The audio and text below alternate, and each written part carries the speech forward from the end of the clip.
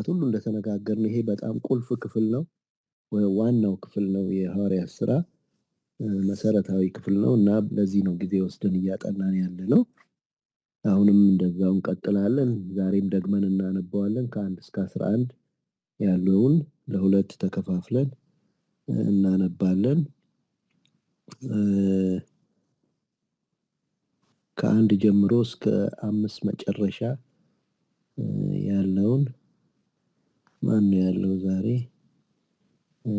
መቅዲ አነብልን። ከ1 እስከ 5 ያለውን፣ ከ6 ደግሞ እስከ 11 ያለውን። መሲ አለች እንዴ? መሲ የለችም መሰለኝ።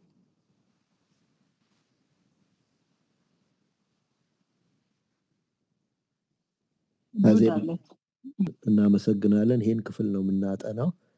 ባለፉት ሳምንታት እንደተናገርኩት አጥንተናል። በተለይ ባለፈው ሳምንት የሐዋርያቱ ለራሳቸው ሊሰጡት ያሰቡትን የግራጁዌሽን ሰርተፊኬት ብለን የነሱን እሳቤ ተመልክተን ነበርና ባለፈው ሳምንት ስናይ ይሄ አስተሳሰብ የአንድ ሰው አስተሳሰብ አይደለም፣ የሁሉም አስተሳሰብ ነው። ኮሌክቲቭ የሆነ አስተሳሰብ ነው። የእግዚአብሔር ሐሳብ አይደለም፣ ግን የማጆሪቲ ሐሳብ ነው። የእግዚአብሔር ቃል ስክሪፕቸራል የሚመስል ነገር ነው፣ ግን የእግዚአብሔር ሐሳብ አይደለም ብለን መንፈሳዊነት ይዘት ያለው ቢሆንም እንኳን የእግዚአብሔር ሐሳብ ያልሆነ ነገር ነው። ለምን እንዲህ ማጆሪቲ ሁሉ ተካለለ ብለን ስናይ በቃ ክርስቶስ ሲያሰለጥናቸው በተለይ የመንፈስ ቅዱስ ተስፋን ሲነግራቸው የእስራኤል መንግስት መመለሻ ጊዜ እንደሆነ እንዲያስቡ እንደሆኑ ከስክሪፕቸር ተነስተው እንደሆነ ይሄንን ሐሳብ አንስተን ነበረ። ሆኖም ግን ብዙ ነገር እንደሳቱ ተመልክተን ነበር። የመጀመሪያው ነገር ፐርፐዙን ስተውታል። የትምህርቱን ፐርፐዝ፣ የትንሣኤውን፣ የመንግስቱን፣ የመንፈሱን መውረድ ፐርፐዙን ስተውታል። ፐርፐዛቸው ልክ አልነበረም፣ ፎከሳቸው ልክ አልነበረም ብለን ተነጋገር። እንደገና ደግሞ ስኮፑንም ስተውታል። የእነሱን ሮል ስተውታል። እነሱ ጎጠኛ ሊሆኑ ነበር። እስራኤል ነው የሚሉት። ኢየሱስ ግን የፈለጋቸው ለትልቅ ዓላማ፣ ሩቅ ላለ ዓላማ ነበርና ያንን ሁሉ ስተውታል ብለን ተነጋግረን ነበር። ግን ሆኖም ቶለሬት አደረጋቸው። ጌታ ቶለሬት ያደረጋቸው ስለገባው ነው። ነገሩ በትሬኒንግ ብቻ የሚሆን አይደለም፣ በመንፈስ የሚሆን ነገር ነው። ይሄ ስለገባው ቶለሬት አደረጋቸው ብለን ከዛ መጨረሻ ላይ ደግሞ የእስራኤል መንግስት ሪስቶሬሽን ምንድን ነው ብለን ተነጋግረን ነበረ። በዛን ሳምንት ስንነጋገር ያጣሁትን ጥቅስ ስላገኘሁት ለአንብበው። ዘጸአት ምዕራፍ 19 ላይ ነው። ዘዳግም መስሎኝ የተሳሳትኩትና ሪስቶር ሊያደርግ የፈለገው ምንድን ነው? መጀመሪያ ያሰበውን ለእስራኤል ያሰበውን ሐሳብ ነው ብለን ተነጋግረን ነበረ። ምን ይላል? ዘጸአት ምዕራፍ 19 ቁጥር 5 ላይ አሁን ቃሌም በእውነት ብትሰሙ ኪዳኔንም ብትጠብቁ ምድር ሁሉ የኔ ናትና ከአሕዛብ ሁሉ የተመረጠ ርስት ትሆኑኛላችሁ፣ ከእናንተም የካህናት መንግስት የተቀደሰም ሕዝብ ትሆኑኛላችሁ። ልክ ይሄ ኤግዛክትሊ ኦልሞስት ኤግዛክትሊ ራእይ ላይ ያለውን ነው የሚናገረው። ራእይ ላይ ምን እንዳደረገን ሲናገር ኤግዛክትሊ ልክ ይሄንን የደገመው ነው የሚመስለው። ራእይ ምዕራፍ 1 ብታዩት ይሄንን ነው የደገመው የሚመስለው። እና እግዚአብሔር ሪስቶር ሊያደርግ የፈለገው ይሄን እንደሆነ እንረዳለን። ለወደደን ከኃጢአታችንም በደሙ ላጠበን፣ መንግስትም ለአምላኩ ለአባቱም ካህናት እንድንሆን ላደረገ ለእርሱ እስከ ዘላለም ድረስ ክብር ይሁን አሜን። ዮሐንስ ይሄ እግዚአብሔር ያቀደው ቅርጽ ዘጸአት ላይ ደርሶ ነው ያየውና መንግስትም ለአምላኩም ካህናት ላደረገ ነው የሚለው ልክ እንደዚሁ ነው። ካህናት ትሆኑልኛላችሁ፣ መንግስት ትሆኑልኛላችሁ።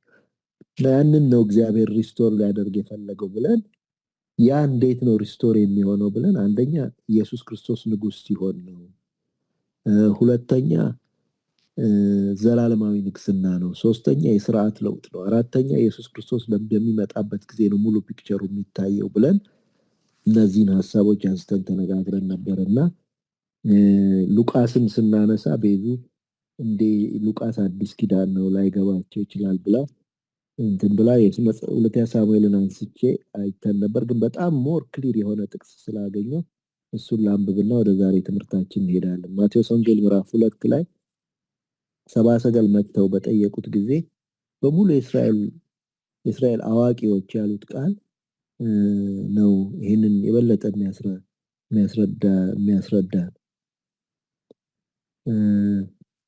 እንደዚህ ይላል ማቴዎስ ምዕራፍ 2 ላይ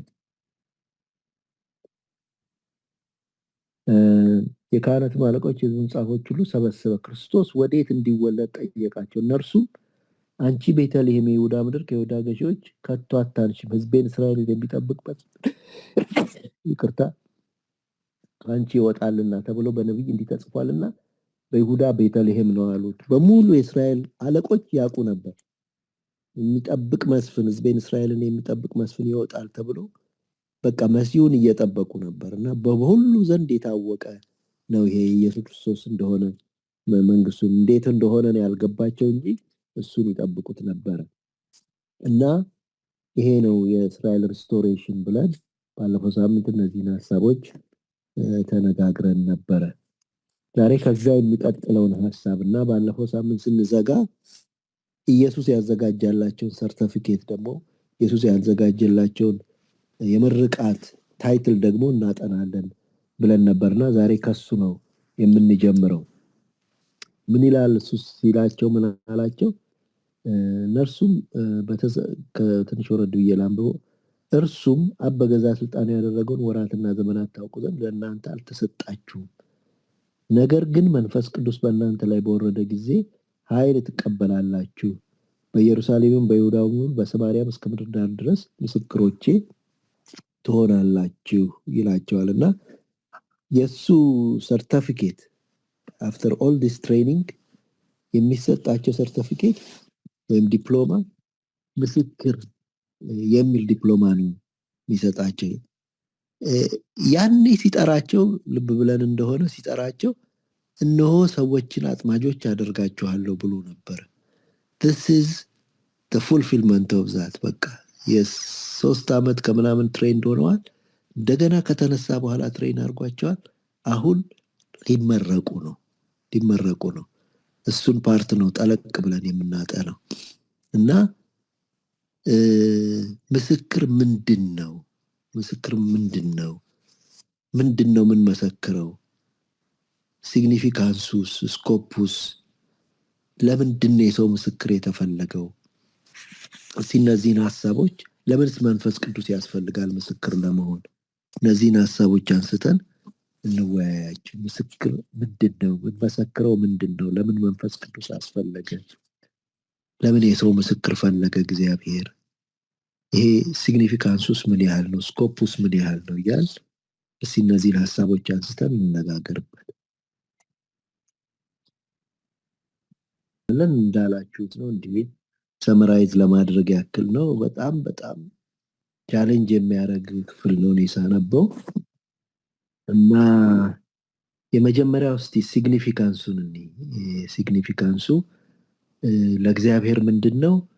ለኛም የተሰጠን ድርሻ ሲግኒፊካንሱ ምንድነው የሚለውን ለእግዚአብሔር አንድ ዋነኛ ነገር ነው ምስክር መሆን። ከመጀመሪያ ከትምህርቱ ሰው አጥማጅ አደርጋችኋለሁ ነው ያለው። ታምር ሰሪ አይደለም የሚፈልገው፣ ሐዋርያነት፣ ነቢያትነት ምናምን አይደለም። ሁሉም ነገር ተጠቃሎ ምስክር እንድንሆን ነው የሚፈልገው ጌታ። ምስክር እንድንሆንለት ነው የሚፈልገው። እና ኢትስ ቬሪ ቻሌንጂንግ። አስተማሪ መሆን፣ አስጠኝ መሆን፣ መሆን፣ ሰባኪ መሆን አይደለም፣ ምስክር መሆን ነው የሚፈልገው። ይሄ ለእግዚአብሔር ይሄ ነው በቃ ታርጌቱ። እኛን ግሩም የሚያረገን፣ እኛን የሚያሰለጥነን፣ ከኛ ጋር ዲል የሚያደርገው የቀን ተቀን ከኛ ጋር የሚወጣው የሚገባው መንፈስ ቅዱስ የሁሉ ጊዜ ትሬኒንጋችን፣ ይሄ ዘመን ሁሉ ትሬኒንግ እግዚአብሔር የሰጠን ሁሉ ነገር ምስክር እንድንሆንለት ነው። ለሐዋርያት እንደዛ ነው። ቅድም አዜብ እንዳለችው ሁሉን ያሰለጠናቸው፣ ራሱን ያሳያቸው፣ ምን ያደረጋቸው መተው ምስክር እንዲሆኑለት ነው። እዛ ጎል ላይ ካልተደረሰ በቃ ዋጋ የለውም ማለት ነው። ምስክር እንድንሆንለት ነው ጌታ የሚፈልገው። ምስክር ነው የሚፈልገው በቃ ለሚያደርገው ነገር። ይሄ ከእግዚአብሔር አንጻር ነው። ከኛ አንጻር ስናየው ምስክር ምንድን ነው? ቅድም ብላችሁታል። ያየውን የሰማውን የሚመሰክር ነው ብለናል። ትንሽ ቆይተን ትንሽ ገባ ብለን እናየዋለን። ግን ምን ማለት ነው ይሄ? ምን ማለት ነው ያየውን የሰማውን? ምንድነው እግዚአብሔር የሚለን ምስክሮቼ ትሆናላችሁ ሲለን? ኑና ላሳያችሁ። የቅርብ ሰው ነው እኮ የሚያደርገን። እያሳየን እያሰማን ኤቪደንሶች እንድንሆን ዊትነሶች ብቻ አይደለንም፣ ኤቪደንስ። በአንደኛ ጴጥሮስ ምዕራፍ 2 እንደሱ አይደል የሚለው? ከጨለማ ወደሚደነቅ ብርሃን የጠራችሁን የእርሱን በጎነት እንድትነግሩ ነው እኮ የሚለው። እኛ ኤቪደንሶችም ነን፣ ምስክር ብቻ አይደለንም። ምንድነው እግዚአብሔር የሚፈልገው? ከኔ ጋር ሁኑና ከኔ ጋር አሳልፉና የምትናገሩትን ነገር በህይወታችሁ ላድርግ፣ የምታዩትን ነገር ላሳያችሁ በህይወታችሁ። ምን ማለት ነው?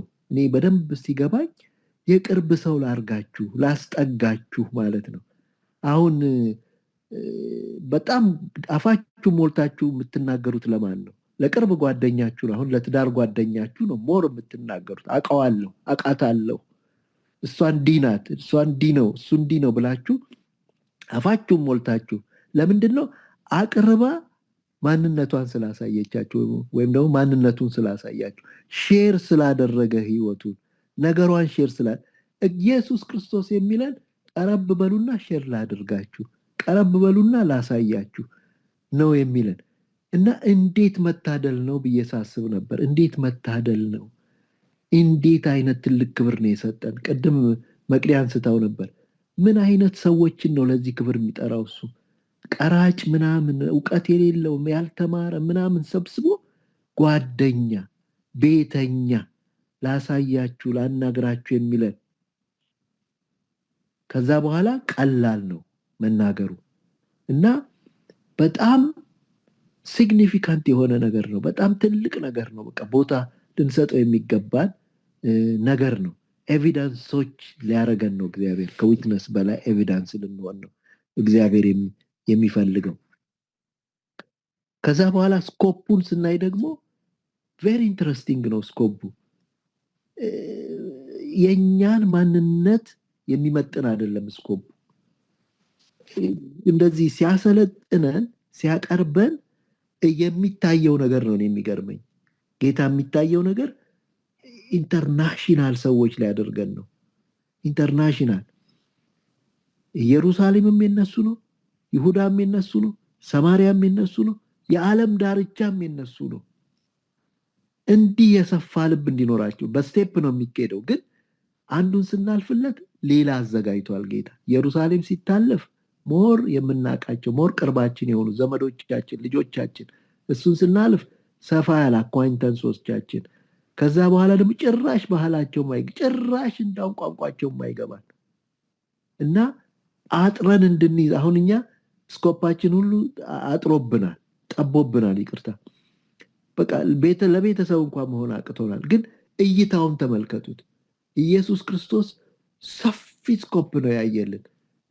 ለምንድን ነው? በእኛ ነው የሚተማመነው አይደለም ይላቸዋል። መንፈስ በወረደ ጊዜ ነው ብሏቸዋል። መንፈስ በወረደ ጊዜ ነው ይሄም የሆነው ብሏቸዋል። እናንተ ትራንስፎርም ትሆናላችሁ ማለቱ ነው። ስለዚህ እንዲህ ላለ ትልቅ ነገር እኛን ትንንሾቹን ማሰልጠን ይችላል ጌታ። ወደዛ ማድረስ ይችላል ጌታ። ከጎጥ ሊያወጣን ይችላል ጌታ። ከተከበበ ከማንነታችን ሊያወጣን ይችላል ጌታ። እና ሁሉ ግድ የሚለው በቃ ሁሉ ግድ የሚለው አይነት ሰዎች እንድንሆን ይፈልጋል ጌታ። ስለ ሁሉ ግድ የሚለን ሁሉም የሚቆረቁረን የሰዎች አለመዳን የሚያንገበግበን አይነት ሰዎች እንድንሆን ነው የሚፈልገው እግዚአብሔር። ስኮፑን በምናይበት ጊዜ ከዛ በኋላ ምንድነው የምንመሰክረው ብለን ስንል አንዳንድ ሐሳቦች ይሰጠናል። ቅድም ብለናል፣ ያየነውንና የሰማነውን ነው መነሻችን። ከእግዚአብሔር ጋር የምናሳልፈው ህይወት እሱ በጣም ክሩሻል ነገር ነው። ያየነውና የሰማነው ካለን ለመናገር አያስቸግረንም። ሐዋርያት ሥራ ምዕራፍ 22 ቁጥር 14 ብታዩ እኛስ ያየነውና የሰማነውን ከመናገር ዝም አንልም። ምንድነው የሚሉት? የሚያስለፈልፈን ስላየን ነው፣ የሚያስለፈልፈን ስለሰማን ነው የሚሉት። ሞር ባየን ቁጥር ከጌታ ጋር ሆነን ሞር በሰማን ቁጥር ከሱ ያስለፈልፈናል። አንደኛ ዮሐንስ ምዕራፍ 1 ከ1 እስከ 4 ያየነውን የሰማነውን እኛ ህብረት አድርገናል፣ እናንተም ህብረት እንዲኖራችሁ ነው የምንነግራችሁ ይላል። እና ስናይ ስንሰማ ሞር የሚፈነቅል ነገር ይኖረናል። ሉቃስ 24 ደግሞ ስታዩ ንስሐና የኃጢአት ስርየት ነው ሌላ የምንናገረው ነገር። ንስሐና የኃጢአት ስርየት እንደሱ ነው የሚላቸው። ንስሐና የኃጢአት ስርየት በስሙ ይሰበካል፣ ለዚህ ምስክሮች ናችሁ። እና we have to focus። አንዳንድ ጊዜ ሌላ ነገር እንናገራለን። ንስሐና የኃጢአት ስርየት ነው እንዲሰበክለት የሚፈልገው ጌታ። ንስሐና የኃጢአት ስርየት። ሐዋርያት ሥራ ምዕራፍ 2 ቁጥር 32ን ስታዩት ደግሞ ትንሣኤውን ነው ምን መሰክረው፣ ሕያውነቱን። we are witnesses ለሕያውነቱ። በእኛ ህይወት ውስጥ የሰራ ነገር አለ። ሕያው ነው ምናምን ብሎ ማውራት አይደለም። he is alive today የሚለውን ነው። እየሰራ ነው በእኔ ህይወት፣ እኔን ትራንስፎርም አድርጎኛል። he is alive because he is alive። የሚሰራ መንፈስ ነው፣ የሚሰራ አምላክ ነው የሚለውን በህይወታችን እንድናሳይ እግዚአብሔር ይፈልጋል። ከዛ በኋላ ጌታ ሰው እንዲናገር ነው የፈለገው። ለምን በሰው ብለን አንስተን ነበር። ሰው እንዲናገር ነው የፈለገው። አሁን ይሄ ሁሉ ትሬኒንግ እኮ አያስፈልግም ነበር። መላእክት ቢሆኑ ኖሮ ይመስለኛል ሳስበው። ምንም እኮ አያጨቃጭቅም። ሄዶ ብልጭ ብለው በብርሃን እንትን ሲሉ ሰው እንደሞተ ሰው ፊታቸው ይወድቃል። በቃ አስፈራርተው ምን ብለው ማምጣት ይችሉ ይመስለኛል፣ አላቅም። ግን ኢየሱስ እንደሱ አልፈለገም። የፈለገው የተደረገለት ሰው ምስክር እንዲሆን ነው። መላእክት ምስክር መሆን አይችሉም፣ ለነሱ አልተደረገማ። ያዩት ነገር አለ ለሰው ሲደረግ፣ ግን ለራሳቸው አይደለም፣ ለራሱ እንደተደረገ አይደለም። አምጥቶ አቅርቦ ሼር ሊያደርጋቸው አይችልም ለኛ ያደረገውን ነገር። ስለዚህ ልብ ብላችሁ እንደሆነ ትንሣኤው ሲነሳ እነ ማርያምን ነው የላከው። መላእክቱን ሄዶ ንገሩ አላለም። መወለዱን እንኳን መላእክት ልኳል። ትንሣኤውን ግን መላእክቶቹ እያሉ ሂጂና ንገሪያቸው ለወንድሞቼ፣ መላእክቶቹ ራሳቸው ወደ ገሊላ ይቀድማቸዋል በሏቸው እያሉ ሰው ነው የላኩት። ምክንያቱም እኛንን የተደረገለት ሰው ነው መመስከር ያለበት። ከዛ በመጨረሻ ለምንድን ነው መንፈስ ቅዱስ ያስፈለገው የሚለውን አንስተን ይህን ሀሳብ እንጨርሳለን። በጣም የሚገርም ነገር ነው። ምንድነው የሚላቸው? በደንብ ትሬን አረጋቸው። ቅድም አዜብም አንስተዋል። ትሬን ተደርገዋል። እንዴት እንትን አይሆኑ፣ ምስክር አይሆኑ። እንዳውም አትውጡ ነው ያላቸው። ምስክር አይሆኑ። ትሬኒንግ ብቻውን ምስክር አያረገንም። ብዙ ትሬኒንጎች ነው እኮ የምንወስደው። ብዙ እንዴት ሀብቱ መመስከር እንዴት ነው ምናምን ብለን ብዙ ትሬኒንጎች how to give away your faith የሚል አንድ መጽሐፍ ሁሉ አንብቤያለሁ ጊዜ ወስጄ። ጥሩ ናቸው እነዚህ ነገሮች፣ ጥሩ ስለሆኑ ነው ኢየሱስ ክርስቶስ ትሬኒንግ የሰጣቸው። ግን መንፈስ ቅዱስ ያስፈልጋል። መንፈስ ቅዱስ ካልመጣ አይሆንም። ለምንድን ነው የማይሆነው? መንፈስ ቅዱስ ካልመጣ አንደኛ ነገር ምንድነው ያላቸው? መንፈስ ቅዱስ ሲወርድባችሁ ኃይል ትቀበላላችሁ። ይሄ ነገር ኃይል የሚፈልግ አገልግሎት ነው። ኃይል የሚፈልግ አገልግሎት ነው። ያለ ኃይል የሚሰራ አገልግሎት አይደለም። ኃይል ለምንድን ነው የሚፈልገው? ኃይል ለምን ይፈልጋል ያለ እንደሆነ ሁለት ነገር ይመስለኛል። አንደኛው ከኃይለኛው ቤት ነው ሄደን የምንበዘብዘው። ከኃይለኛው ቤት ነው ምንነጥቀው። ስለዚህ ያለ ኃይል ማስለቀቅ አንችልም። ያለ ኃይል ከሱ መንጠቅ አንችልም። አንደኛው ነገር ይሄ ነው። 3 ላርጋቸው። ሁለተኛው ነገር ኃይሉ እኛን ትራንስፎርም ያደርገናል። እኛ ውስጥ የሚለውጠው ነገር አለ መንፈስ ቅዱስ። ሁልጊዜ መናገር የለብንም። ግን ገላትያ ምዕራፍ 5ን ስታዩት የመንፈስ ፍሬ ግን ይልና ማራኪ መዓዛዎች ይገልጻል። ትዕግስት፣ የዋህነት፣ በጎነት፣ ራስን መግዛት፣ ፍቅር፣ ሰላም፣ ደስታ የሉም በዓለም ላይ። አትራክቲቭ የሆኑ ማንነቶች፣ አትራክቲቭ የሆኑ ነገሮች በህይወታችን ውስጥ ይሰራል መንፈስ ቅዱስ። መልካም መዓዛ ይሰጠናል መንፈስ ቅዱስ። ስለዚህ ይሄ መልካም መዓዛ ይስባል ሰዎች፣ አትራክት ያደርጋል ሰዎች። ይሄ ሁለተኛው ነገር ነው። ሶስተኛው ነገር ቅድም መቅዲናት መሰለኝ ያነሳችው። ሶስተኛው ነገር ይህ ኃይል በእኛ ውስጥ የሚሰራው አትራክት ማድረግ ብቻ ሳይሆን ድፍረት ይሰጠናል።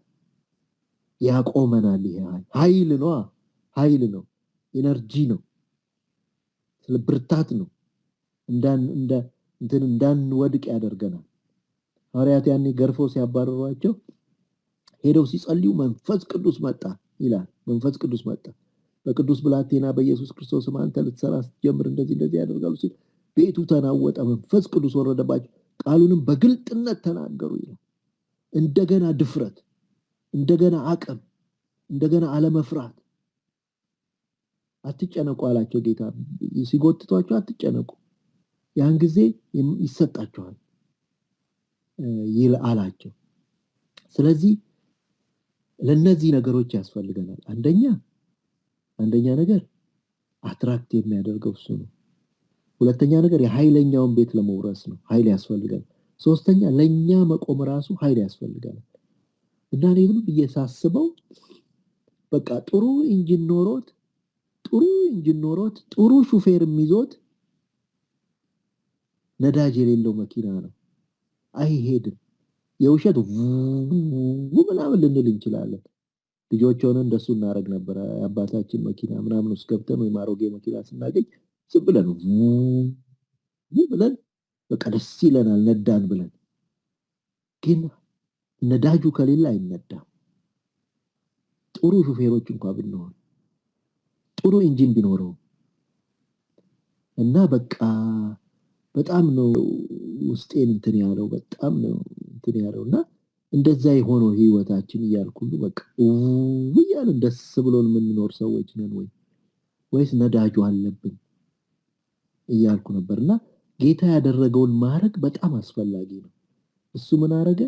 ቆይ አስተማራችሁ፣ ትሬኒንግ ወሰዱ። ከትሬኒንግ በኋላ ምን አላችሁ? ቆዩኝ፣ እኔ ሄጄ ለምናለሁ አባቴን፣ እሱ ተስፋውን ይልክላችኋል አላቸው። ምንድነው ያደረገው የሚመስለኝ? ሄዶ ለመነላቸው መንፈስ ቅዱስ እንዲወርድላቸው። ከትሬኒንግ በኋላ ልመና ተካሄደ፣ መንፈስ ቅዱስ ወረደላቸው። እና በእውነት ኃይል የሚሆን መንፈስ ቅዱስ ያስፈልገናል። ብዙዎቻችን በቃ ይሄን ምስክር ሆኖ ለመገኘት በተለይ እግዚአብሔር በሚፈልገው ስኮፕ ልክ የቻልን አይመስለኝም። እና we have to pray for the spirit of the Lord። ልክ ከትሬኒንግ በኋላ እንደለመነላቸው እሱ ለስፒሪቱ መለመን አለበት። ምክንያቱም ይሄ አገልግሎት በቃ የኃይል አገልግሎት ነው፣ ኃይል የሚፈልግ አገልግሎት ነው። ሐዋርያ ጳውሎስ ደጋግሞ ነው ይሄንን የተናገረው። ሁለት ክፍል አንብብና ይሄን ሐሳብ እንጨርሳለን። አንደኛ ተሰሎንቄ ምዕራፍ 1 5 እስከ 6 እንደዚህ ይላል። ወይም ከቆሮንቶስ ዲገም ቆሮንቶስ ምዕራፍ 2 አንደኛ ቆሮንቶስ ምዕራፍ 2 1 እስከ 5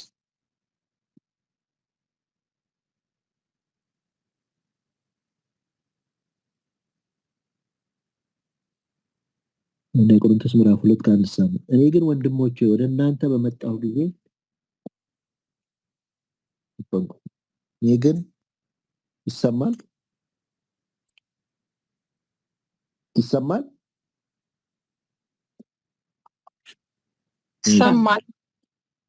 እኔም ወንድሞቼ ወደ እናንተ በመጣሁ ጊዜ በቃልና በጥበብ ብልጫ ለእግዚአብሔር ምስክርነት ለእናንተ እየነገርኩ አልመጣሁም። በመካከላችሁ ሳለሁ ከኢየሱስ ክርስቶስ በቀር እሱም እንደተሰቀለ ሌላ ነገር እንዳላውቅ ቆርጬ ነበርና እኔ በድካምና በፍርሃት በብዙ መንቀጥቀጥ በእናንተ ዘንድ ነበር።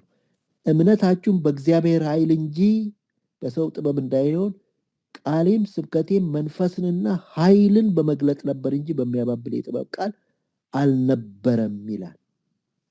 የሆነ የማታለል ነገር ሳይሆን ኃይልን መግለጥ። እኔ ደካማ ነኝ አለ። እኔ በድካም ነበርኩ አለ።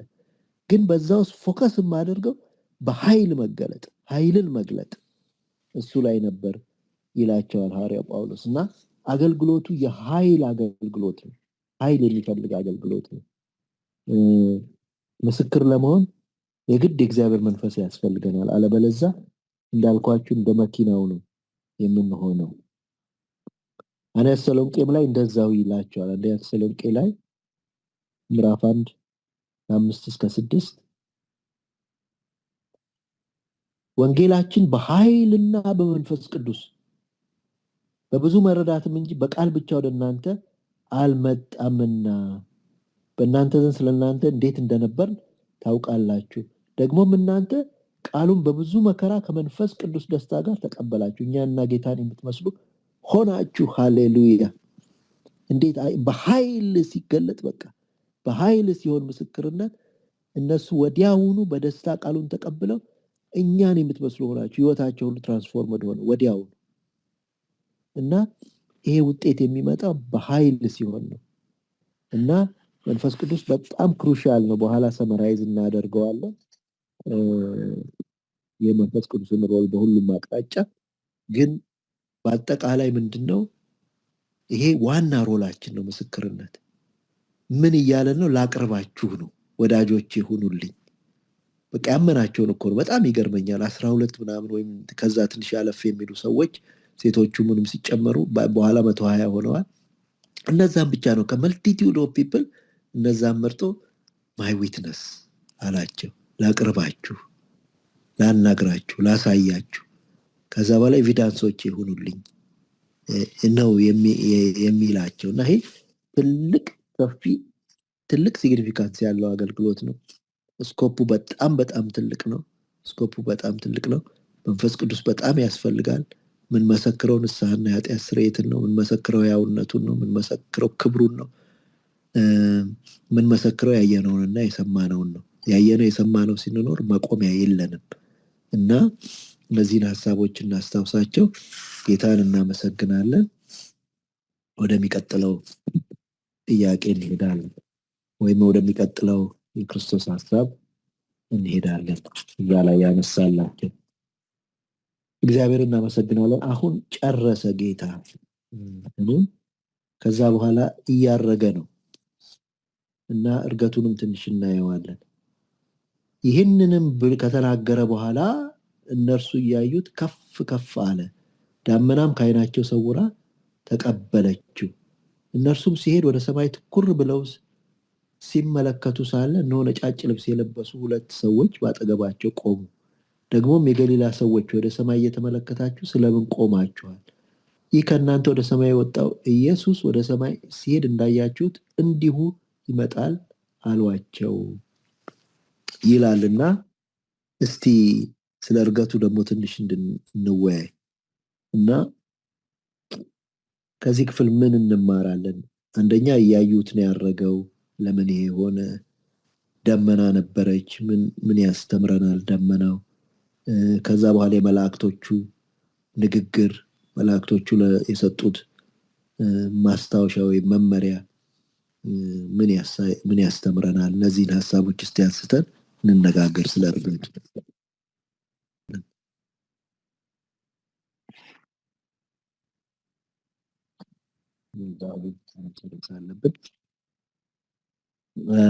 እግዚአብሔር የተመሰገነ ይሁን። የሚገርም ክፍል ነው። ይሄንን ያደረገው ኦን ፐርፐዝ ነው። ጌታ ማለት በየጊዜው እየተገለጠላቸው ይሰወር ነበር። እንደተሰወረ በዛው ሄዶ መቅረት ይችል ነበር። ግን እያዩት መሄድ ፈልጓል። በቃ ይሄ በፐርፐዝ የተደረገ ነገር ነው። ስለዚህ የሆነ ነገር አለው ማለት ነው። የሆነ ነገር አለው። መጀመሪያ ቅድም መቅዲ ያነሳችው ነገር ነው። ምስክር የት ድረስ ነው የሚያየው ብዬ ሲገርመኝ ነበር። እግዚአብሔር ምስክር ሊያደርገን ምን ድረስ ነው የሚያሳየን? አሁን እነዚህን 120 ሰዎች ያሳያቸው ብዙ ነገር አሳይቷቸዋል። ግን አልበቃውም። በቃ አልበቃውም። he want to show them እርገቱንም ሊያሳያቸው ፈለገ። ቅድም መቅዲ እንዳለችው they are the only witnesses በቃ እነሱ ናቸው ያዩት። እና እግዚአብሔር ብዙ ነገር ነው ማሳየት የሚፈልገው። ምስክር እንድንሆንለት ብዙ ነገር ማሳየት ይፈልጋል። ብዙ ኤክስፒሪየንስ እንድናረገው ይፈልጋል እግዚአብሔር። የት ድረስ ነው የሚያሳየው ያልኩ ሳስብ ነበር። ይሄ መጀመሪያው ነገር ነው። ከዛ በኋላ ግን ምንድነው ያደረገው? ይሄ ሲናሪዮ የሚመስለኝ የዴሊጌሽን ትራንስፈር ሲደረግ ነው። ዴሊጌሽን ልክ ምንድነው የሚል ይሄን ከተናገረ በኋላ ይላል ምን ይመስላል? ጌታ ልቡ ያረፈለት ይመስላል። በቃ ትልቁን ስራውን ከሰማይ የወረደበትን የሞተበትን ዋጋ የከፈለበትን ስራ እሱን ትልቅ ስራ ለነዚህ እንደው ቁጥር ለማይገቡ ሰዎች ዴሊጌት በቃ እፎ ያለ ነው የሚመስለው። ዴሊጌት አድርጎ የሄደበት ቦታ ነው እና የዴሊጌሽን ትራንስፈር የተካሄደበት ቦታ ነው። ኢየሱስ ክርስቶስ ስራው እስከ ሞት ድረስ ነበረ። ዮሐንስ ወንጌል ምዕራፍ 19 ነው መሰለኝ እዛ ላይ ሲናገር በምድር የሰጠኸኝን ስራ ጨርሼ አከበርኩ ይላል። ሊሞት ሲል ነው ይሄን ያለው። አንተም በሰማይ በአንተ ዘንድ በነበረኝ ክብር አክብረኝ ብሎ ሲጸልይ እናየዋለን። እሱ እስከ ሞት ድረስ የሱ ስራ ነበረ። በእርግጥ እሱ ሁልጊዜም ከኛ ጋር ነው፣ ግን የሱ ስራ ነበረ። ማስነሳት የአብ ስራ ነው። አብ ቅዱስን መበዝበዝን ያዘ እንዳትተወውም እንደሚል። ከዛ በኋላ ያለው ከትንሣኤ በኋላ ያለው ስራው ግን ዴሊጌት አድርጎ ለኛ ነው የሰጠን። ይሄንን ትልቁን ስራውን ለኛ ነው ትቶልን ይሄድ እና ትራንስፈር ሲያደርግ እንመለከተው። ይሄን ትራንስፈር በሚያደርግበት ጊዜ አንድ ነገር ማድረግ ፈልጓል። ቀደም ሉድም አንስተዋለች። ውስጣቸው ተስፋ መተው ፈልጓል። ስለዚህ ነው እያዩት እንዲሄዱ የፈለገው። ተስፋ መተው ፈልጓል እና እያዩት እንዲሄዱ ፈልጓል። ምንድነው ይሄ ተስፋ? ሲነሳ ተስፋ ይዘዋል። የማህበረሰብ መንገደኞች ንግግር ብታዩ እኛስ እስራኤልን ይበጅ ዘንድ ያለው እሱ እንደነበር ተስፋ አድርገን ነበር፣ አሁን ግን ሞተ፣ ከሞተ 3 ቀኑ ነው ብለው ተስፋቸው ሲጠፋ ይታያል። አያችሁ፣ ያ ተስፋ ምድራዊ ነበር፣ ምድራዊ ተስፋ ነበር። አሁን ይሄን ምድራዊ ተስፋ መለወጥ ይፈልጋል። ሰማያዊ ተስፋ ማድረግ ይፈልጋል ጌታ። ሰማያዊ ተስፋ ማድረግ ይፈልጋል። ስለዚህ ይሄን ሰማያዊ ተስፋ ለማድረግ እያዩት ማድረግ ነበረበት። ጌታ ምንድነው እያደረገ ያለው? ቀደም ባለፈው ሳምንት ዲስከስ እንዳደረገው ምድራዊ ተስፋ ውስጣቸው አለች፣ የሆነች የእስራኤል መንግስት ምናምን የምትባል ነገር ውስጣቸው አለች። አሁን ብድግ ሊያረጋቸው ነው፣ ሊፍት አፕ ሊያረጋቸው ነው። ይሄ የምስክርነት ህይወት የሰማያዊ ነገር ሰማያዊ ተስፋ ውስጡ መካተት አለበት። ስለዚህ እያዩት ይሄንን ተስፋ ውስጣቸው አስቀምጦ የምድራዊውን ነገር ለውጦ ይሄ የእስራኤል መንግስት የሚለውን ነገር ከውስጣቸው አጥፍቶ ልክ እዛ ጋር እንደጠፋባቸው እዚህም አሁን እንዲጠፋ ይፈልጋል። አጥፍቶ ሌላ ነገር ስሎ በውስጣቸው መሄድ ፈልጓል። ስለዚህ እያዩት ከፍ ከፍ አለ። ከዛ በኋላ ዳመና ተቀበለችው። ዳመና ናት። ዳመና ቅድም ብለነዋል፣ ክብር ነው። የሰለሞን መቅደስ በዳመና ነው የተሞላው። እስራኤል ጋር በዳመና ነበር የሚገለጸው ጌታ። ክብር ነው። እንዳውም እነሱ ኢንተርፕሬት ያደረጉት በሚገርም ሁኔታ ነው። ቅድም ማርቆስ 16:19 ላይ ቅድም እሱን ያነበብሽልን መሲ? ማርቆስን ነው ሉቃስን ያነበብሽልን? ሉቃስም ማርቆስም አንድ አይነት ነው። በቃ እነሱ እንደ በፊት ያኔ ሊሞት ሲል ምንድነው ሊሞት ሲል በጣም አዝነው ነበር። እንደዛ አይደለም አሁን ኢንተርፕሬት ያደረጉት። በቃ እሱ እንደከበረ ገብቷቸዋል። ጌታ ኢየሱስ ክርስቶስ እንደከበረ። ሉቃስም አንድ አይነት ሐሳብ ነው ያለው። ማርቆስን ላንብበው እስቲ ነው። ማርቆስ ወንጌል ምዕራፍ 10 ምን አይነት ስዕል እንደተሳለባቸው እንድናቀው ነው። ምን አይነት ፒክቸር፣ ይሄ ፒክቸር ኢትስ ቬሪ ቬሪ ኢምፖርታንት ለሚቀጥለው ህይወታቸው። ይሄ ስዕል ያስፈልጋቸዋል። በቃ ይሄ ሰማያዊ ስዕል፣ የከበረ ጌታ፣ ትልቅ ጌታ፣ በእግዚአብሔር ቀኝ ያለ ጌታ፣ በጣም ይሄ ስዕል ያስፈልጋቸዋል። ያዩት ነገር ከፍ ሲል ደመና ሲቀበለው ነው። እነሱ ግን ኢንተርፕሬት ሲያደርጉት 16-19 ላይ ጌታ ኢየሱስም ከነሱ ጋር ከተነጋገረ በኋላ ወደ ሰማይ አረገ፣ በእግዚአብሔርም ቀኝ ተቀመጠ። የታዩት ደመናው ሲወስደው ነው፣ ክብር ሲገለጽ አዩ። እነርሱም ወጥተው በየስፍራ ሁሉ ሰበኩ። ጌታም ከነሱ ጋር ይሰራ ነበር። በሚከተሉት መልኩ ቃሉን በቃ እንዴት ትራንስፎርም እንዳደረጋቸው ነው የሚነግረን። በእግዚአብሔር ቀኝ ተቀመጠ የሚለው ሐሳብ ከፍ አለ። ይሄ በክብር ነው ኢየሱስ ያለ የሚለው ሐሳብ በቃ ሙቭ የሚያደርግ ሐሳብ ነው። ሙቭ የሚያደርግ ሐሳብ ነው። ሐዋርያት ሥራ ላይ ሐዋርያት ሥራ ምዕራፍ 2 ቁጥር 33 ላይ እንደዚሁ ተመሳሳይ ነገር ይናገራል። እንዴት ኢንተርፕሬት እንዳደረጉት ምዕራፍ 2 ቁጥር 33 ላይ ይህንንም ኢየሱስን እግዚአብሔር አስነሳው፣ ለዚህም ነገር እኛ ሁላችን ምስክሮች ነን። ስለዚህም በእግዚአብሔር ቀኝ ከፍ ከፍ ብሏልና የመንፈስ ቅዱስን ተስፋ ቃል ከአብ ተቀብሎ ይህን ለእናንተ አሁን የምታዩትን የምትቀመጡትን አፈሰሰው ይል። በእግዚአብሔር ቀኝ ከፍ ከፍ ብሏልና የሆነ ለየት ያለ ስዕል ነው የተሳለባቸው። በቃ ቅድም ሉቃስ ላይ ትራንስፎርምድ ነው የሆኑ፣ በደስታ ሰገዱለት። በቃ መስገድ፣ ማምለክ፣ በቃ ለእግዚአብሔር መሆን፣ ለሱ መሆን። ይሄን አይነት ትራንስፎርሜሽን ነው ያመጣባቸው ይሄ ነገር እና ያዩት ማረጉና ደመናው ይህንን ያሳየናል። እነዚህ ሁለት ሰዎች ደግሞ ቅድም ሁላችሁም አንስታችሁታል። አሁን በቃ ሁሉ ነገር ሰማያዊ ነው የሚመስለው። እሱም ሄደ በቃ እየዘመሩ መኖር አይነት ነገር ሳይመስል አይቀርም። ግን ወደ ሮላቸው ያስታውሷቸዋል። ትልቅ ዴሊጌሽን የተሰጣችሁ ነው የሚሏቸው።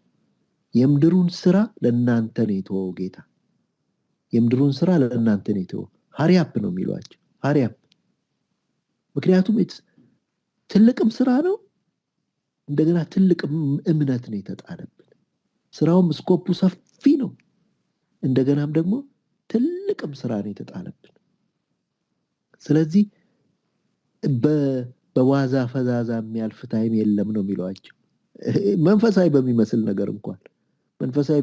ነገር እንኳን ከምስክርነት ሮላችሁ ወደኋላ የሚያደርግ ነገር ሊኖራችሁ አይገባም።